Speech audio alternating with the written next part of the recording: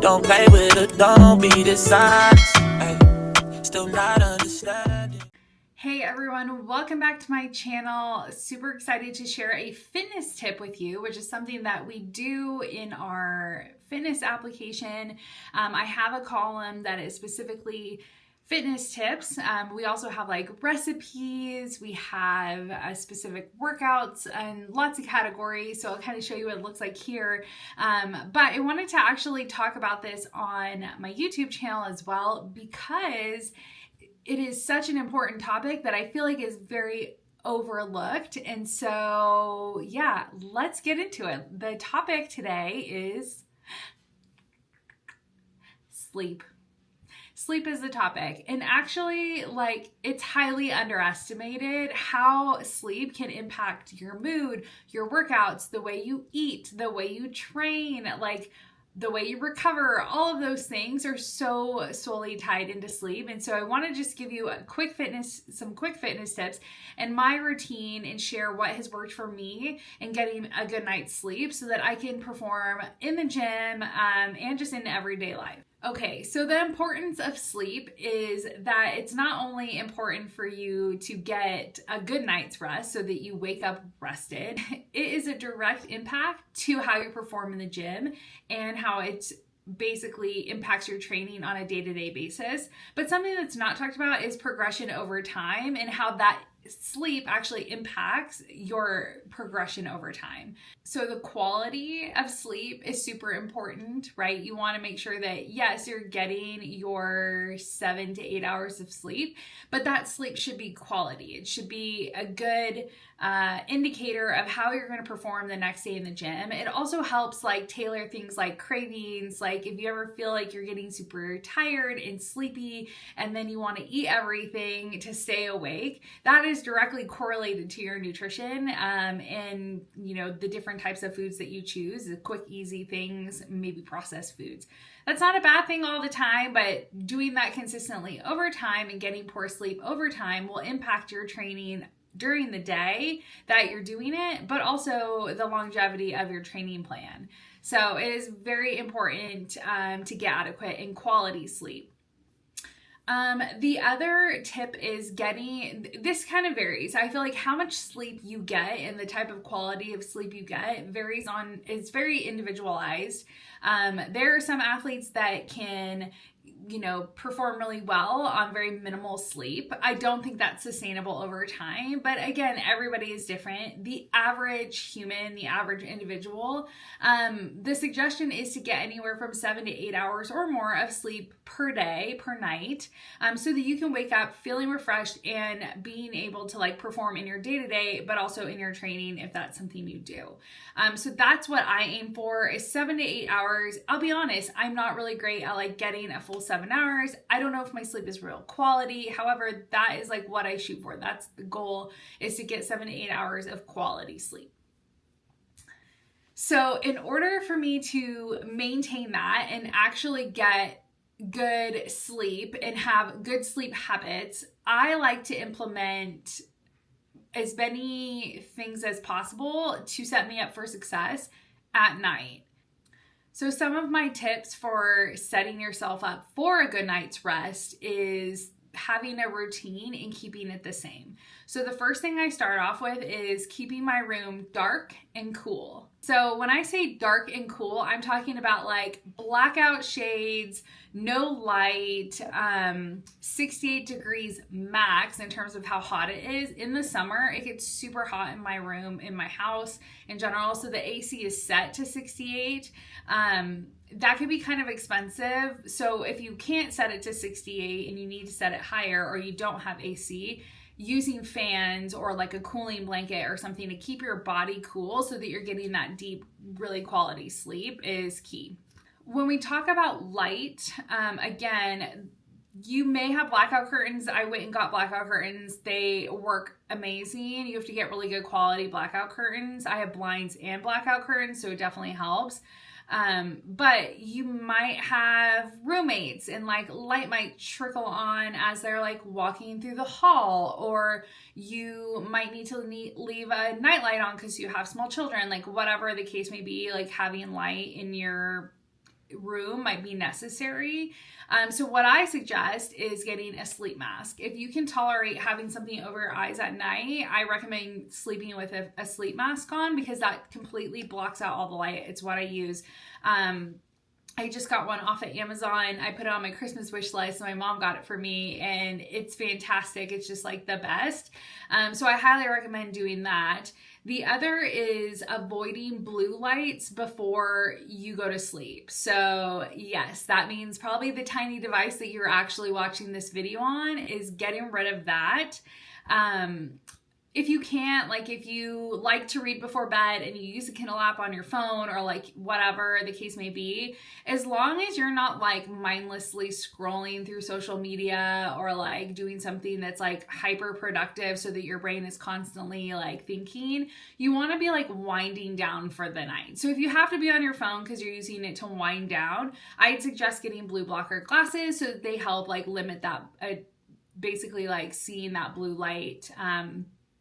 And yeah, honestly, what I like to do is if I am going to be on my phone, or if I want to read a news article, or if I'm doing something that requires me like to be on my phone, I will use my blue light glasses. But I really do try to not scroll before bed. It doesn't always happen, but ideally like limiting that blue light exposure an hour before bedtime.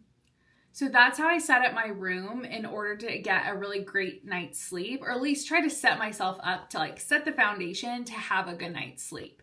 The next part is basically building a ritual. I think the more like the ritual or routine you have at night will become this like habitual thing you do every single night. And so it's almost like you look forward to it, but like it's a habit over time, and it feels just like something you do, right? Like you get up in the morning, you brush your teeth. It's the same thing as your nighttime ritual. Like, you know, you do XYZ before bed so that you can start to set yourself up for success. It's the same thing like in the morning if you have a morning routine. So some insight into my nightly routine. I like to basically like wind down with like an activity that is calming. Doesn't always happen. Like sometimes I've had like a really stressful day, and from like 7:30 to 8:30, I'll just play video games because it helps me just like not think. And that's what I like to do. That's my wind down activity. It doesn't like amp me up unless I'm playing unless I'm playing Mario Kart. Oh my Lord. I have to pause because it was sunny 10 seconds ago outside and now it's hailing. So yay. Love spring in Utah. Woohoo. Anyways, ADD moment. So again, I like to wind down with things like Animal Crossing, Disney Dreamlight Valley, like something very chill, to like kind of digress from the day. Or I'll play Mario Kart with my spouse, or I'll crochet, or I'll build a Lego. Like I'll do something that's more of like a wind down activity. Or I'll watch a show with like my sister. I will try my hardest not to just mindlessly scroll on my phone, because like you could do that and then like 2 hours later you're like, whoa, God, it's time for bed. And then you're rushing through your nighttime routine. So I really try to like focus on like a wind down activity. Around 8:45 or around 8 o'clock, I like to have some tea before bed, a calming tea, something without caffeine in it, to just kind of like relax me, gets me into that like I'm ready for bed mode. And then once I finished my tea, it's usually around like 9 o'clock, I'll head upstairs to get ready for bed. And I do like my full skincare routine. I brush my teeth. I do all of like my oral hygiene care routine, and that takes about 15 minutes. I get Binks ready for bed, make sure he has like some crunchies and water, and like, then I crawl into my little coffin and I grab my Kindle, and I like to read at least a chapter of my book, or I'll read for about 15-20 minutes. That would probably put me around like the 10-15 mark. So then after I'm done reading, I can just put my Kindle away and I'm then getting ready for bed, I roll over and go sleep. Like, it's super easy routine. Like, there's nothing crazy. I'm not doing anything. I'm not like reinventing the wheel here. Like, it's just things you can do on a regular basis that make you feel relaxed enough so that when you are ready to shut your eyes, you can go to sleep and you're not thinking of all these other things or like, you know, whatever. Your mind's not running rampant. Now, that doesn't always happen. It's not always realistic. Like, there could be other factors involved. You could have kids, you could have like obligations, you could work at night, like all these different things. You find the routine that works best for you and your family and implement that. Over time, it'll start to get easier. It'll start to become a habit. And then you'll be able to, you know, really focus on getting a good night's sleep. The other thing is if you want to be like really granular with tracking your sleep, you can get like an Apple Watch, a Fitbit, you can get a Whoop band, you can get an Aura ring, like all these different products are out there for you to utilize to be able to like track your sleep and be able to modify and like adhere to like what the results are, like interpret the data and implement solutions to help you get better night's sleep. I honestly hate sleeping with my Apple Watch. I hated sleeping with my Whoop band. Like, there will be times where like it makes me so anxious having it on in the middle of the night, I'd rip it off. And so I just decided that like, that's not for me. I'm not going to do it. I've never used an Aura ring. Like, I've thought about doing it. It's expensive. I've already dropped a lot of money on the Apple Watch, and then I tested the Whoop band for a year. And so I'm not really in like, I don't really care as much. Like, I can kind of tell the quality of sleep I'm getting because I know my body and I know like what I need and I know how it makes me feel. So if in the morning I wake up feeling more tired, like I know I probably didn't get adequate rest. So I'll look at like my Apple Health stats. Like, they're not totally accurate because I'm not wearing a watch or anything, but at least tell me based off of like when I set my alarm versus when I go off, like how many hours I've slept, etc. So that's kind of helpful for me. But again, I think if you want to get really granular, the best thing is to like go out and get a watch. So that's kind of my thoughts on the importance of sleep in your training, in your day-to-day life. I hope you like this video. I'm contemplating sharing the fitness tips that I post in the app also with the YouTube channel. So if you find this helpful, please like, subscribe, and share.